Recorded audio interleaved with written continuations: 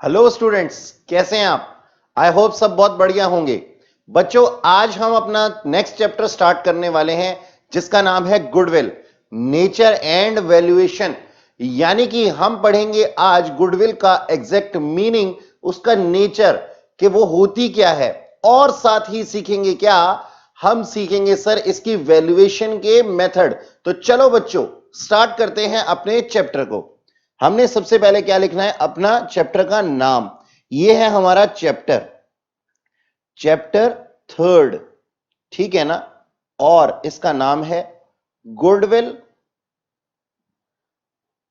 Nature and valuation. ठीक है जी। क्या होता है ये गुडविल बच्चों?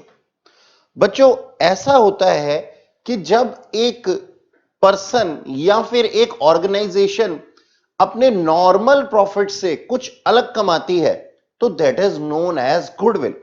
इसका मतलब क्या है सर? थोड़ी और सरल भाषा में समझाइए। हां जी बच्चों, देखो, मान लीजिए एक मार्केट के अंदर कुछ शॉप्स हैं और सभी शॉप्स, मान लीजिए मिठाई की कुछ शॉप्स हैं और मिठाई की शॉप पे लड्डू का जो दाम है ना, वो लड्डू का दाम 50 रुपए किलो है। लेकिन उसी लड्डू को एक स्पेसिफिक पर्सन 70 रुपए पे बेच सकता है, ऐसा उसका कैलिबर है। तो वो जो 20 रुपए एक्स्ट्रा अमाउंट है ना, that is known as goodwill. अच्छा सर, इसका मतलब आप हमें ये कहना चाहते हैं कि जरूर ये कोई ब्रांडेड आइटम रही होगी, जरूर ये कोई ब्रांड मार्क रहा होगा। हां बच्चों, आप इसको इस तरीके से भी समझ सकते हैं। तो जैसे कि हम कहते हैं कि हम किसी आम दुकान पे जाते हैं और हमें कोई भी चीज एक नॉर्मल रेट पे मिलती है, दूसरी दुकान पे जाते हैं सेम रेट पे मिलती है, तीसरी दुकान पे जाते हैं और वही चीज हमारे को ज्यादा पैसे में मिल रही होती है और हम फुल्ली सेटिस्फाई होते हैं थर्ड शॉप पे जाकर के ज्यादा अमाउंट दे करके भी, तो उसको हम एक्स्ट्रा प्रॉफिट्स को क्या कहते हैं? गुडविल। तो बच्चों आओ, इसकी एक छोटी सी डेफिनेशन लिखी जाए। क्या लिखा हमने? गुडविल इज, लिखिए बच्चों अब मेरे साथ। आई होप आप लोगों को सब कुछ क्लियरली दिखाई दे रहा है। हां जी sir. Goodwill is defined as, goodwill is defined as the ability to earn extra profits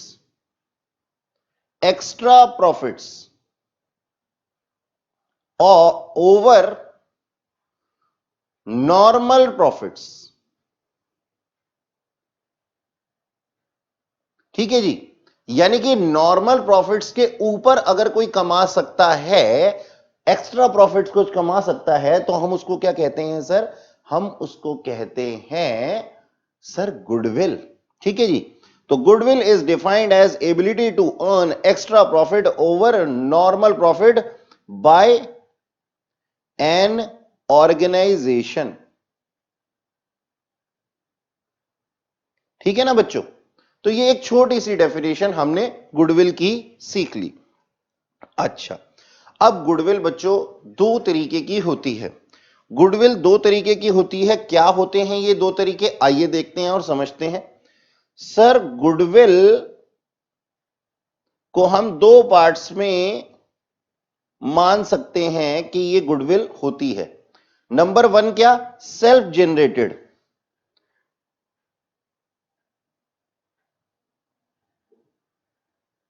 self generated goodwill, यानी कि जो हमने over a period of time में बनाई होती है, that is known as self generated goodwill. और दूसरी क्या होता है? Purchased goodwill. इसका मतलब क्या है? पहले इसका मतलब समझते हैं। देखो बच्चों, समझते हैं इस चीज को कि ये होता क्या है। सेल्फ जनरेटेड गुडविल क्या होती है और परचेज गुडविल क्या होती है? मान लो एक पर्सन है, उसने अपना एक बिजनेस खोला। अब शुरुआत में क्या उस पर्सन को नॉर्मल से एक्स्ट्रा प्रॉफिट्स होंगे? नहीं।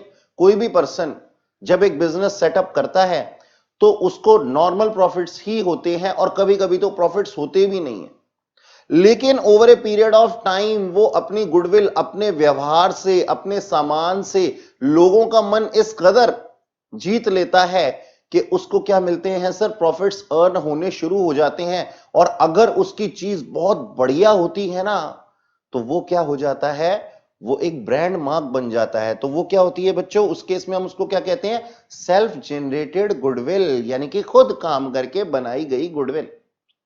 अब एक होती है परचेज ऑफ गुडविल। आपने देखा होगा बच्चों, बहुत से लोग क्या करते हैं, फ्रेंचाइजीज ले लेते हैं। यानी कि मान लीजिए मैंने क्या किया, किसी ब्रांड की फ्रेंचाइजी ले ली, परचेज कर ली, तो ये क्या है, परचेज ऑफ गुडविल। अब आप मान लीजिए जाते हैं कहीं पे और जाकर के कुछ गुडविल वाले प्रोडक्ट की, जिसकी की ब्रांड मार्क हो, बहुत अच्छा हो जो कोई प्रोडक्ट, उसकी जाकर के फ्रेंचाइजी परचेज कर लेते हैं। तो उसको हम क्या कहते हैं सर, उसको हम कहते हैं परचेज ऑफ गुडविल, यानी कि हमने किसी की गुडविल परचेज कर ली। आओ बच्चों इसको और अच्छी तरीके से एग्जांपल्स के साथ में समझते हैं। आप कॉपी के अंदर थोड़ी सी ना जगह छोड़ करके मेरी तरह ही ना नीचे की तरफ को लिखिएगा। देखो मैंने बिल्कुल नीचे की तरफ में इसको लिखना शुरू किया है। एग्जाम्पल लेते हैं, सेल्फ जनरेटेड गुडविल का पहला एग्जाम्पल लेते हैं हम कि सेल्फ जनरेटेड गुडविल एग्जैक्टली होता क्या है। ठीक है, तो मैंने यहां पे लिखा एग्जाम्पल। एग्जाम्पल क्या है, मिस्टर राम, एक मिस्टर राम है, ओपन ए शॉप, उन्होंने एक दुकान खोली, ऑफ हल्दी, ऑफ हल्दी, हल्दी समझते हैं ना। अच्छा, and over a period of time he become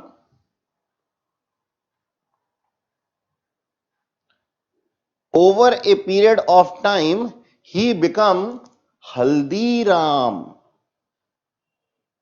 ठीक है ना, यानी कि वो क्या बन गया आगे चल करके, राम, उसने दुकान खोली हल्दी की और बन गया क्या, हल्दीराम। आज हम उसको क्या जानते हैं जी, हल्दीराम मिठाई वाले के नाम से जानते हैं। ठीक है जी, तो हमने क्या बोला, हल्दीराम। ओके सर, वहां तो मिठाइयां मिलती हैं, आप तो हल्दी की बात कर रहे थे, बस वैसे ही बना दिया मैंने आप लोगों के लिए। अच्छा चलो एक और एग्जांपल लेते हैं बेटा, एक और एग्जांपल लेते हैं। अब ना ये हल्दीराम की गुडविल को देख करके ना किसी पर्सन के मन में क्या आ गया, लालच आ गया। एक थे मिस्टर मोहन, कौन थे, मिस्टर मोहन। ठीक है, mister Mohan purchase shop of Haldiram, किसकी, हल्दीराम की शॉप परचेज कर ली इसने। ठीक है, with same name for consideration, for consideration more than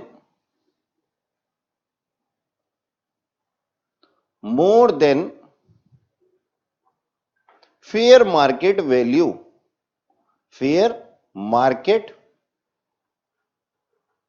value. देखो जी, मैंने आप लोगों के लिए एक एग्जांपल सेट किया। अब इस एग्जांपल में मैंने क्या लिखा, एक थे मिस्टर मोहन। मिस्टर मोहन ने देखा, क्या देखा, मिस्टर मोहन ने ये सोचा कि भाई हल्दीराम तो बहुत सालों में जाकर के हल्दीराम बना है, ये राम हल्दीराम बहुत सालों में जाकर के बना है, तो मैं तो इतना पेशेंस नहीं रख सकता। तो उसने क्या किया, वो गया हल्दीराम के पास में और उसने शॉप को परचेज कर लिया।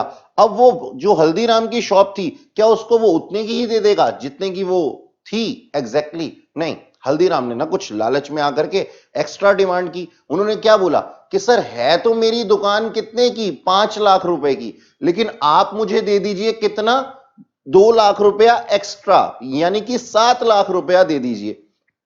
तो जब ऐसी बात आ जाती है तो वो 2 लाख रुपए जो एक्स्ट्रा है वो क्या है बेटा, अमाउंट ऑफ गुडविल। तो इसने क्या कर लिया, मिस्टर मोहन ने गुडविल परचेज कर ली, किसकी, हल्दीराम की। लेकिन अब सोच करके देखो बच्चों, सोच करके देखो, अगर उसने दुकान उसकी खरीदी होती हल्दीराम की, मिस्टर मोहन ने हल्दीराम की दुकान खरीदी होती और वो हल्दीराम का बोर्ड हटा देता और लिख देता मोहन स्वीट्स, तो कोई उसके पास जाता क्या, नहीं, क्योंकि नाम की वैल्यू किसकी थी, हल्दीराम के। तो उसने क्या किया, देखो यहां पे क्या लिखा है, mister Mohan purchase shop of Haldiram with the same name. Same नाम, नाम तो सेम ही रहेगा, क्योंकि अगर नाम का ही तो जादू था ये, अगर नाम का जादू खत्म कर दिया गया तो फिर तो काम नहीं चलेगा। इसलिए हम क्या करेंगे, लिखा हुआ है हमने सेम नेम फॉर कंसीडरेशन, यानी कि उसने उसको कंसीडरेशन कितनी दी थी, more than fair market value. यानी कि जितनी उसकी फेयर मार्केट वैल्यू थी ना, जितना उसका एक्चुअल परचेज प्राइस था, जितना उसका एक्चुअल मार्केट प्राइस था, उससे ज्यादा पैसे दिए गए। बात समझ में आई आप लोगों को। तो ये दोनों एग्जाम्पल थे क्या, हमारे पास में गुडविल की परचेज के और सेल्फ जनरेटेड गुडविल के। चलिए अब इसका अकाउंटिंग ट्रीटमेंट थोड़ा सा देखते हैं, वापस आ जाते हैं, वापस से अपने पॉइंट पे आ जाते हैं कि सर गुडविल का, जो सेल्फ जनरेटेड गुडविल होती है उसका क्या अकाउंटिंग ट्रीटमेंट होता है, और जो परचेज गुडविल होती है उसका अकाउंटिंग ट्रीटमेंट क्या होता है।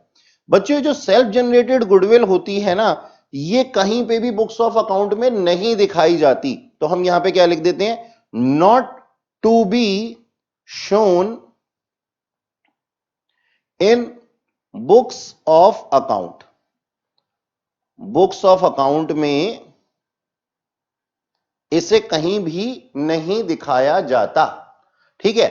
और ये जो परचेज ऑफ गुडविल है इसको हम शो करते हैं कहां पे, अपनी बैलेंस शीट के अंदर एज एन एसेट, है ना। तो ये बुक्स ऑफ अकाउंट में दिखाया जाता है। अब होता क्या है बच्चों, अभी थोड़ी देर में लिख के देता हूं आप लोगों को।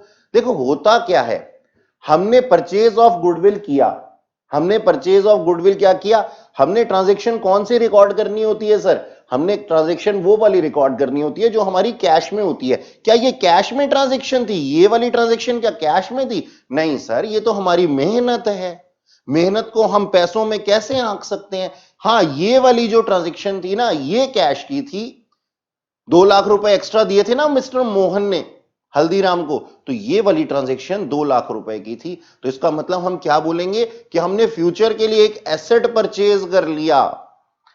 11th क्लास के अंदर आप लोगों ने पढ़ा है ना कि फ्यूचर में जो चीज बेनिफिट देती है वो क्या होती है, एसेट होती है। तो हम क्या कहते हैं जी, फ्यूचर के लिए हमने एक चीज खरीदी है, ये हमारा एसेट है, जो गुडविल हमने खरीदी है। अब एसेट है तो हम क्या करेंगे, देखो जैसे फिक्स्ड एसेट होते हैं ना, फिक्स्ड एसेट होते हैं उनके ऊपर क्या लगता है, डेप्रीसिएशन लगता है। ऐसे ही इंटेंजिबल एसेट्स के ऊपर क्या लगता है बच्चों, इंटेंजिबल एसेट्स के ऊपर लगता है अमोर्टाइजेशन। तो ये जो अमोर्टाइजेशन है, यानी कि सर दोनों का नेचर सेम है, चाहे डेप्रीसिएशन हो चाहे अमोर्टाइजेशन हो, हमें क्या करना होता है, अपनी बुक्स ऑफ अकाउंट से इसको राइट ऑफ करना होता है। तो हम क्या करते हैं, हम गुडविल का एक पर्टिकुलर अमाउंट हर साल अपनी बुक्स ऑफ अकाउंट में से राइट ऑफ कर देते हैं या अमोर्टाइज कर देते हैं, ठीक है जी। अमोर्टाइज कर देते हैं, धीरे धीरे हम ये जो खर्चा हमने किया था इसको अपनी बुक्स ऑफ अकाउंट में से हटाते जाते हैं, अमोर्टाइज करते जाते हैं। तो उसके लिए पहले हमें लिखना तो पड़ेगा ना। तो ये वाली जो purchase of goodwill, purchase goodwill होती है, इसको हम क्या करते हैं जी, इसके आगे मैं लिख देता हूं to be shown, to be shown in books of account as an asset,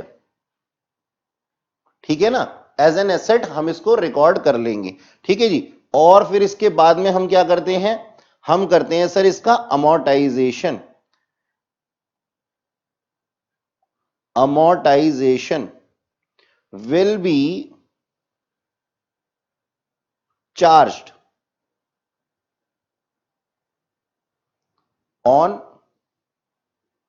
period basis, ठीक है बच्चों, मेरी बात समझ में आई आप लोगों को।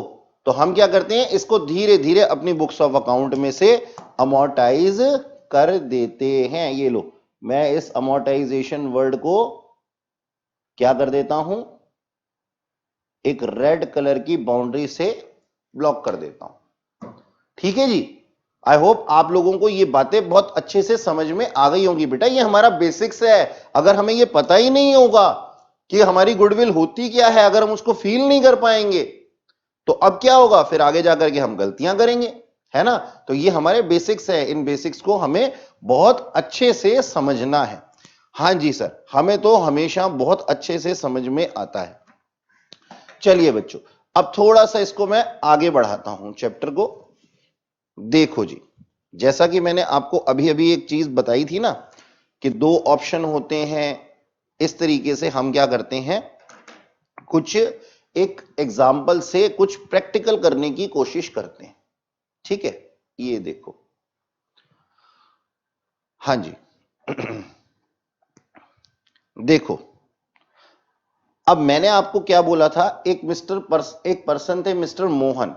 अब हम मोहन का नाम बदल के ना नथुराम रख देते हैं। ठीक है, हां सर, चलो रखते हैं इसका एक नाम, मिस्टर नथुराम। कौन, नथुराम जी have two options.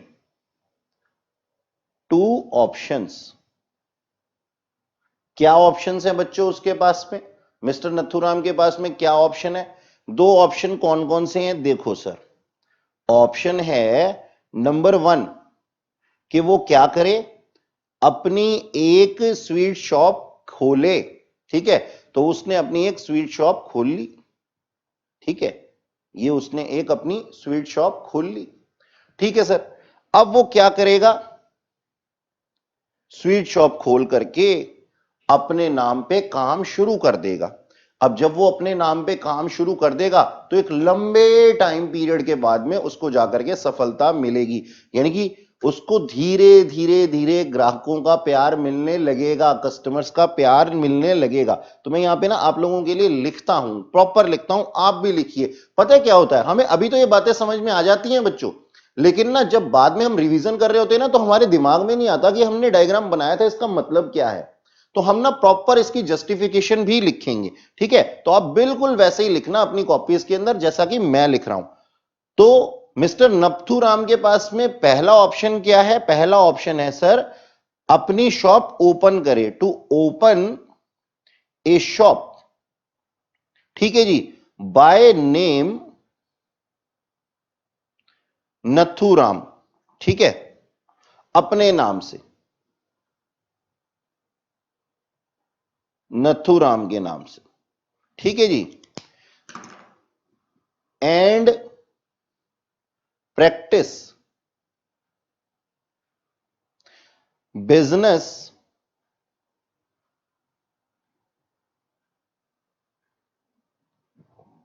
For at least 4 years. 4 साल तक कम से कम अपनी दुकान चलाए।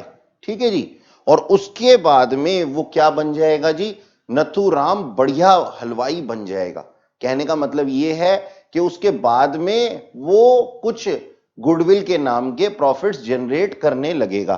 ठीक है, तो उसने क्या सोचा कि उसको कितने साल लगेंगे बच्चों, कम से कम 4 साल तो लगेंगे ही लगेंगे, 4 ईयर्स तो लगेंगे ही लगेंगे। अच्छा जी, अब उसके पास में दूसरा ऑप्शन क्या है, देखा, अब हमने क्या कर लिया, इसको थोड़ा सा आगे बढ़ा लिया ना, यहां पे हमने 4 साल लिख दिया। तो ठीक है सर, दूसरा ऑप्शन इसके पास में है कि ये जाए और बढ़िया सी, ये दुकान का नाम क्या था, हल्दीराम था, हल्दीराम। ठीक है, तो दूसरा ऑप्शन क्या है, वो परचेज कर ले हल्दीराम की शॉप को। ठीक है जी, तो दूसरा ऑप्शन है purchase the shop of Haldiram. लेकिन क्या लगता है कि हल्दीराम इसको अपनी शॉप इतनी आसानी से दे देगा क्या, नहीं देगा, बिल्कुल नहीं देगा सर। तो दूसरे ऑप्शन के अंदर क्या होगा, दूसरे ऑप्शन के अंदर है ना, हल्दीराम इसको क्या बोलता है, इसको बोलता है मिस्टर नथुराम को कि सर आपका ना इन प्रॉफिट्स के ऊपर कोई अधिकार नहीं है। तो हल्दीराम कहता है कि सॉरी नथुराम कहता है कि क्या ये क्या बात हुई कि मेरा कोई अधिकार नहीं है। कहता है देखो, हल्दीराम अब नथुराम को क्या बोल रहा है, हल्दीराम नथुराम को यह बोल रहा है कि देखो सर, अगर आप आज अपने नाम से दुकान खोलते तो कम से कम 4 साल आपको लग जाते मेरे सामने खड़े होते होते, यानी कि लंबा टाइम पीरियड, एक 4 साल का लंबा टाइम पीरियड लगता। तो ये जो आपके प्रॉफिट्स है ना, ये जो प्रॉफिट्स है ना, इनके ऊपर आपका अधिकार नहीं है। ये तो मेरे नाम का जादू है कि लोग आपसे फर्स्ट डे से ही परचेज करने लग जाएंगे। यानी कि अगर आप मेरी दुकान ले लेते हैं तो मेरे नाम का जादू ऐसा चलेगा कि पहले दिन से ही आपके हैवी प्रॉफिट्स जनरेट होने शुरू हो जाएंगे। और लाजमी सी बात है, आप लोगों ने देखा भी होगा कि एक दुकान की एक दिन ओपनिंग होती है तो वहां पे कोई इक्का दुक्का या फिर 1 साल तक, 6 महीने तक, 3 महीने तक बहुत कम ग्राहक दिखाई देते हैं। लेकिन अगर कोई ब्रांडेड होती है, अगर ब्रांडेड कोई दुकान होती है तो उसमें क्या होता है, पहले ही दिन से लोगों की भीड़ वैसे ही चल रही होती है जैसे कि आज तक चलती आ रही थी, है ना। तो यही बात समझाने की कोशिश की किसने, हल्दीराम ने। किसको, नथुराम को। और हल्दीराम ने क्या रिक्वेस्ट की, हल्दीराम ने रिक्वेस्ट की, हल्दीराम रिक्वेस्ट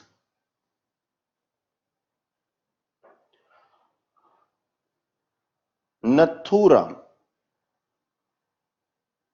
नथुराम को क्या रिक्वेस्ट की उन्होंने, ये रिक्वेस्ट की कि that as you don't have any right, ठीक है जी, as you don't have any rights on profits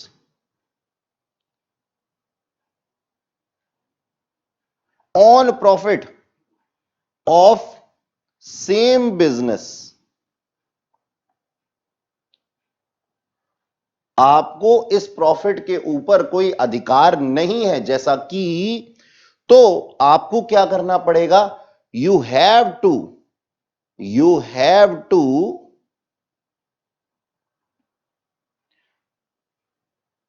give me the profits on estimated basis, on estimated basis.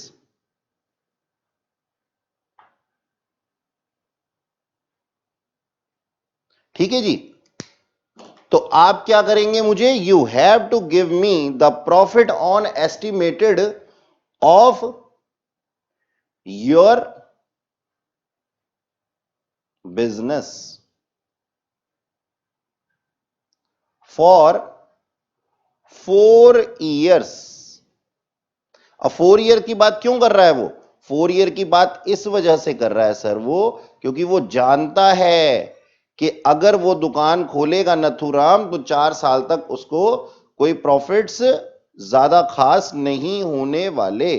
तो खैर ये बात तो बच्चों क्वेश्चन में गिवन होगी, ये बात हम आइडेंटिफाई नहीं करेंगे कि 4 साल का कोई ऐसा रूल नहीं है। ठीक है जी। तो ये क्या है हमारे पास में, जो 4 years है ना, इसको हम कहते हैं number of year purchase.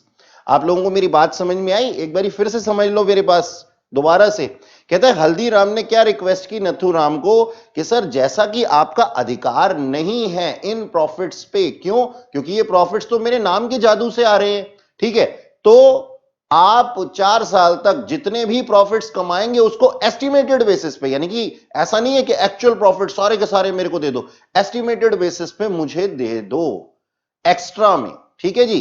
Over, अब यहां पे 4 years, तो हम इसको क्या बोलते हैं कि जो ओवर द अमाउंट दिया है, यानी कि फेयर मार्केट से ज्यादा ये जो 4 साल के प्रॉफिट्स का एस्टिमेटेड बेसिस पे दिया है, यही क्या है, गुडविल है। तो हम क्या बोलते हैं, ये जो एक्स्ट्रा अमाउंट है ना, ये जो 4 years के प्रॉफिट्स हैं, that is known as goodwill. तो हम क्या कहते हैं, दैट इज गुडविल। ठीक है जी। यानी कि हम क्या लगाएंगे, एक एस्टिमेशन लगा लेंगे कि भाई आप 4 साल में कितने प्रॉफिट्स कमाते होंगे। ठीक है, तो चलो एक इस चीज को अब एक अच्छे एग्जांपल से आगे और कंटिन्यू करते हैं। ठीक है, देखो जी, लेट्स से कि अब आगे की कहानी, अब चलो इन दोनों के बीच में डील तो हो गई। ठीक है, और नथुराम जो थे वो इस चीज के लिए एग्री भी हो गए। ठीक है, तो अब क्या हुआ, अब आगे की कार्रवाई शुरू की गई। क्या कार्रवाई थी, आगे की कार्रवाई कुछ इस तरीके से थी, ध्यान से देखना बच्चों बिल्कुल। एसेट्स ऑफ हल्दीराम, हल्दीराम के एसेट्स थे, वो एसेट्स जो थे वो थे 7 लाख रुपीस के। ठीक है जी, ओके, 7 लाख रुपीस के। और जो लाइबिलिटीज थी, अब किसी का बिजनेस खरीदोगे तो एसेट के साथ में क्या लाइबिलिटी नहीं आएंगी, बिल्कुल आएंगी सर, बिल्कुल आएंगी। जो लड्डू बनाने वाली मशीन थी हल्दीराम की, उसके साथ में जिसने उसको सूजी या आटा या मैदा दिया होगा वो सप्लायर के क्रेडिटर्स, वो क्रेडिटर्स भी तो होंगे ना साथ में, वो भी तो आएंगे। हाँ सर बिल्कुल आएंगे। तो हमने क्या बोला जी, एसेट्स ऑफ हल्दीराम कितने थे, 7 लाख थे। ठीक है सर, और लाइबिलिटीज ऑफ हल्दीराम कितनी थी, वो थी 2 लाख रुपए की। तो इसका मतलब हमारे पास में टोटल नेट एसेट कितने आए बच्चों, हमारे पास में नेट एसेट कितने के आए, 5 लाख रुपए के। देयरफॉर नेट एसेट्स, यानी कि अब क्रेडिटर्स को घबराने की जरूरत नहीं है भाई, जब एसेट हम ले रहे हैं तो लाइबिलिटीज भी हम ही लेंगे। तो नेट जो हमारी वैल्यू थी, नेट एसेट्स थे वो थे 5 लाख रुपए के। यानी कि हल्दीराम जी को कितने पैसे मिलेंगे, मिलेंगे सर 5 लाख रुपए। नहीं नहीं, सिर्फ 5 लाख रुपए थोड़ी ना मिलेंगे, ये जो 4 साल के प्रॉफिट्स थे ये भी तो मिलेंगे भाई। ये तो नॉर्मल से उनके प्रॉफिट्स थे, ये सॉरी ये तो नॉर्मल से उनकी बिजनेस की वैल्यू थी, तो उनको एक्स्ट्रा क्या मिला, तो एक्स्ट्रा मिला सर, मान लो थोड़ी देर के लिए कि उनके जो प्रॉफिट्स थे, प्रॉफिट्स फॉर 4 ईयर कितने थे, प्रॉफिट्स फॉर 4 ईयर्स। ठीक है, और ये हमेशा एस्टिमेटेड बेसिस पे होगा। ठीक है जी, या तो इसका डाटा हमें क्वेश्चन के अंदर गिवन होगा एक्चुअल वाला जो कि क्वेश्चन हमें प्रोवाइड करेगा, या फिर हम इसको एस्टिमेटेड बेसिस पे कैलकुलेट करते हैं।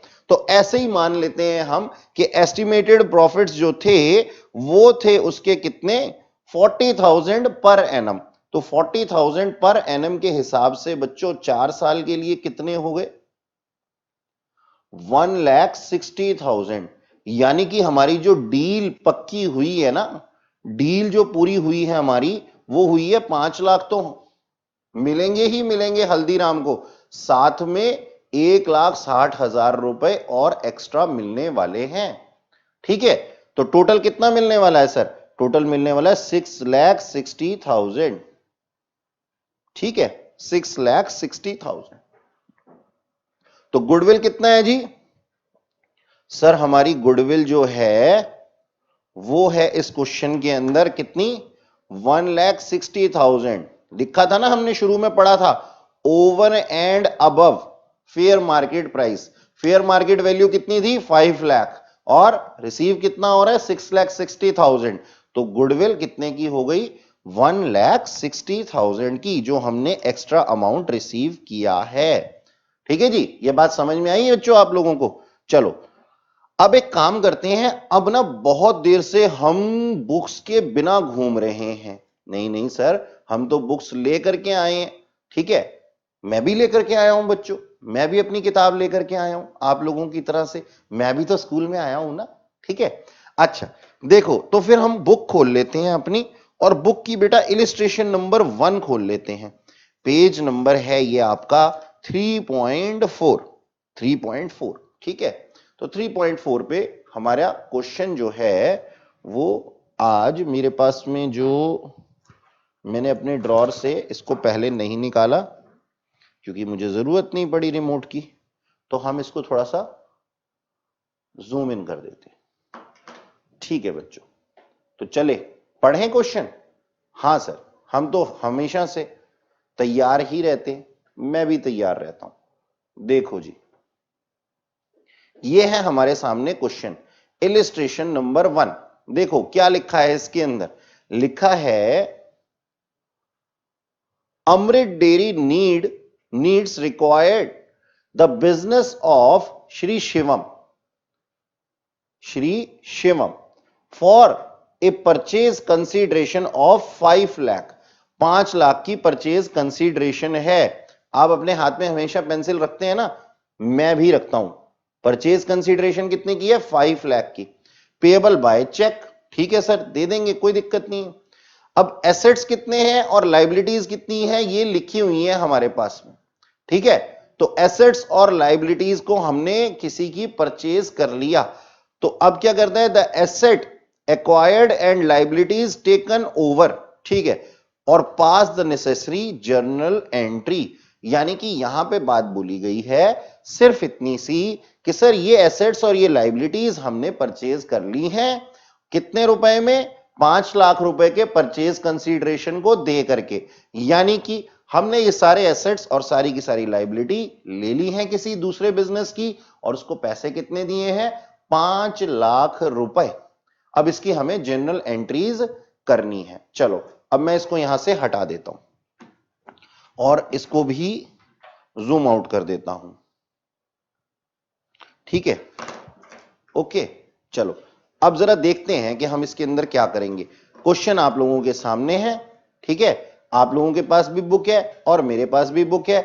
मैंने सिर्फ आप लोगों को दिखाना था, जो कि मैंने आप लोगों को दिखा दिया कि मैं कौन सा क्वेश्चन करने वाला हूं। अब बच्चों एक बात बताओ कि किसी भी एसेट को जब हम परचेज करते हैं, किसी भी एसेट को जब हम परचेज करते हैं या लाइबिलिटी को परचेज करते हैं, लाइबिलिटी और एसेट्स को हम टेक ओवर करते हैं, तो उस टाइम पे हम उसको अपनी बुक्स ऑफ अकाउंट में रिकॉर्ड करते हैं ना। आपकी मम्मी ने आपको कुछ पैसे दिए और बोला मार्केट से कुछ लेकर के आओ, तो आपके फ्रिज में वो चीजें आ जाएंगी ना। इसी तरीके से हमने एक ऑर्गेनाइजेशन की एसेट्स और लाइबिलिटी ले ली, तो हम अपनी बुक्स ऑफ अकाउंट में, हमारी क्या है, हमारी तो sir new books of account है sir, new books of account, ठीक है। तो उसके अंदर हम क्या एंट्री लिखें बच्चों, बताओ, आप ही बताओ। सर हमने ना 11th क्लास के अंदर पढ़ा था कि अगर एसेट बढ़ते हैं तो क्या होते हैं, डेबिट, और अगर लाइबिलिटीज बढ़ती हैं तो क्या होती हैं, क्रेडिट। बस यही चीज तो हमने सुननी थी और समझनी थी।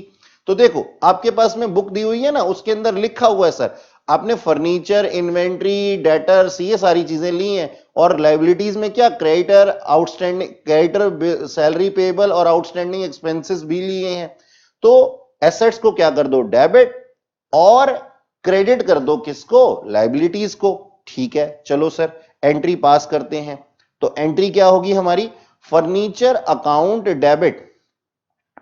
अच्छा उससे पहले हमारे को क्या लिखना है, हमें लिखना है ऊपर इलिस्ट्रेशन नंबर 1 पेज नंबर 3.4, ठीक है। तो हमने क्या लिखा, फर्नीचर अकाउंट डेबिट, फर्नीचर को डेबिट कर दिया। इन्वेंट्री अकाउंट डेबिट, इन्वेंट्री को डेबिट कर दिया। डेटर्स अकाउंट डेबिट, डेटर्स को भी डेबिट कर दिया, यानी कि रिकॉर्ड कर लिया।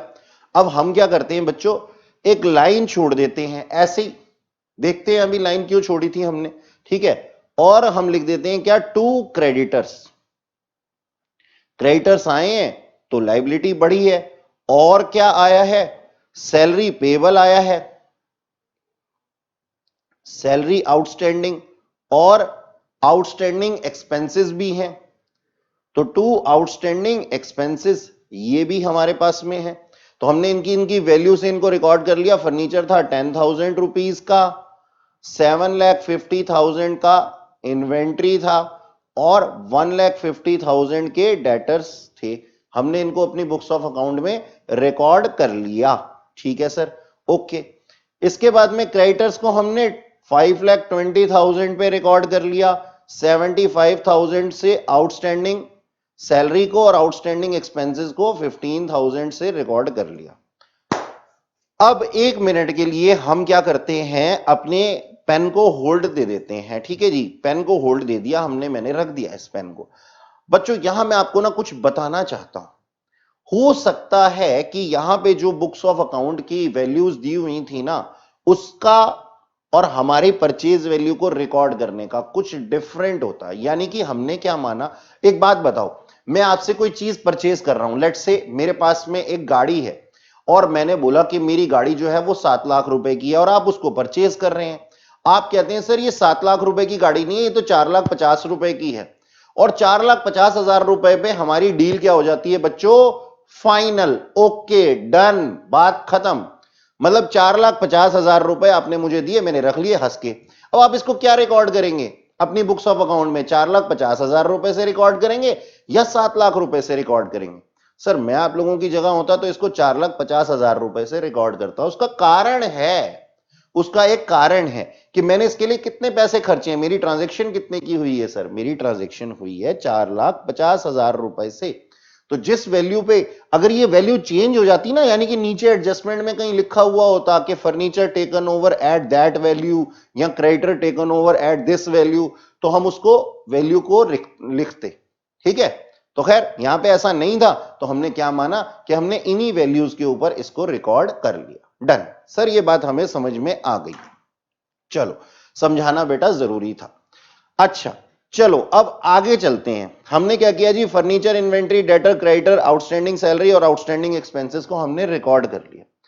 अब एक बात बताओ, हमने शिवम को जो क्या नाम है हमारे पास में है ना कि कौन था वो, Amrit dairy need to acquire the business of Shivam. ठीक है जी, तो शिवम को हमने परचेज कंसीडरेशन कुछ दी होगी, तो उसको हम क्या कर देंगे जी, क्रेडिट कर देंगे टू शिवम के नाम से। हमने इसका पैसा क्या कर दिया, ड्यू कर दिया टू शिवम। ओके, ठीक है सर, शिवम भी तो हमारी लाइबिलिटी हो गई ना, तो हमने क्रेडिट साइड पे उसको रिकॉर्ड कर दिया, ड्यू कर दिया हमने इसका पैसा। कितना पैसा ड्यू कर दिया हमने, 5 लाख रुपीस। अब देखो बच्चों जरा ध्यान से देखो, एसेट्स तो हमने इतने के परचेज किए और पैसे जो हैं हमने, हमारी जो लाइबिलिटीज हैं वो ज्यादा हैं। तो अब कुछ आ जाएगी बैलेंसिंग फिगर, किधर की तरफ आ जाएगी, एसेट साइड पे। तो हम वहां क्या रिकॉर्ड कर देंगे, जब कुछ भी नहीं दिया हुआ, इसका मतलब हमारे जो एसेट्स थे वो क्या थे, कम थे, जितने की हमने पेमेंट की है उस वैल्यू से। यानी कि हमने करीब, मान लो 1 मिनट के लिए कि हमने ना क्या किया, 5 लाख की हमने पेमेंट की है और हमारे एसेट हाथ में आए हैं कितने, 3 लाख रुपीस के। तो ये जो 2 लाख रुपए किस चीज के दिए हैं हमने, गुडविल के ही तो दिए हैं ना। तो जो एक्स्ट्रा अमाउंट दिया जाता है over the value of all assets, that is known as क्या, गुडविल। तो इसका मतलब हमने क्या परचेज कर लिया, उसकी गुडविल। किसी को अगर मैं एक्स्ट्रा पैसे दूंगा, भाई समझ करके देखो कि वही मिठाई हमें एक नॉर्मल सी दुकान के अंदर कितने की मिल जाती है, 100 रुपए किलो की मिल जाती है, और उसी मिठाई के लिए हम 120 रुपए खर्च कर देते हैं या फिर 150 रुपए खर्च कर देते हैं, कितने, कहां पे जाकर के, एक ब्रांडेड शॉप में जाकर के। तो बच्चों वो जो एक्स्ट्रा अमाउंट है वो किस चीज का है, गुडविल का ही तो है ना। ठीक इसी तरीके से क्या किया हमने, उसको जो पेमेंट थी वो ज्यादा की करनी है और एसेट्स हैं जो वो हैं कम के। तो इसका मतलब जो रिमेनिंग है ना एसेट्स में बैलेंसिंग फिगर, वो क्या है, गुडविल। तो हमने इसको क्या रिकॉर्ड कर देना है जी, गुडविल अकाउंट डेबिट। ठीक है, तो मैं यहां पे इसको ब्लू पेन से गुडविल अकाउंट डेबिट। ठीक है जी, गुडविल थी ये हमारी और वो क्या है, बैलेंसिंग फिगर है। अब ये बैलेंसिंग फिगर कितने की आई है सर, 2 लाख रुपीस की आई है। ठीक है जी, तो इसका मतलब क्या हो जाएगा, इसका मतलब ये हो जाएगा कि हमने 5 लाख रुपए जो दिए हैं उसमें 2 लाख रुपए हमने क्या दिए हैं, गुडविल के दिए हैं। तो मैं यहां पे लिख देता हूं, being purchase of business, being purchase of business of mister कौन थे? किसका बिजनेस किया था हमने? श्री शिवम का, mister Shivam. Being purchase of business of mister Shivam for purchase consideration ₹5 lakh includes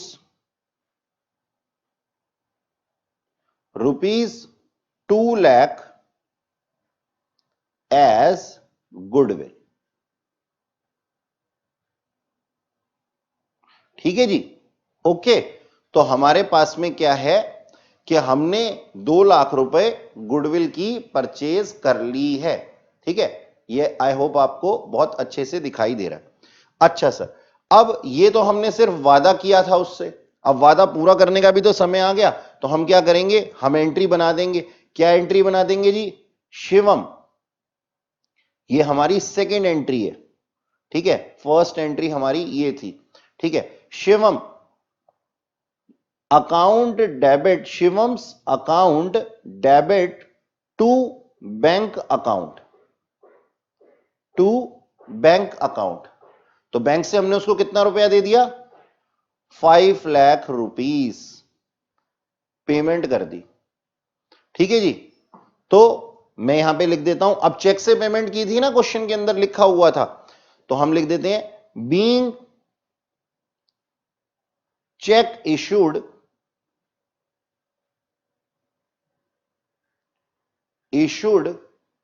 to mister Shivam. ठीक है बच्चों, आप लोगों को समझ में आई मेरी ये बात? तो इस तरीके से हम क्या करते हैं, इस तरीके से हम इसको फॉलो करते हैं. तो बच्चों, आज की क्लास का टाइम अब ओवर हो चुका है और आज की क्लास को हम यहीं खत्म करते हैं. ठीक है, तो नेक्स्ट क्लास में हम लोग पढ़ेंगे method of valuation of goodwill. तो बच्चों, that's all for today. Have a nice day.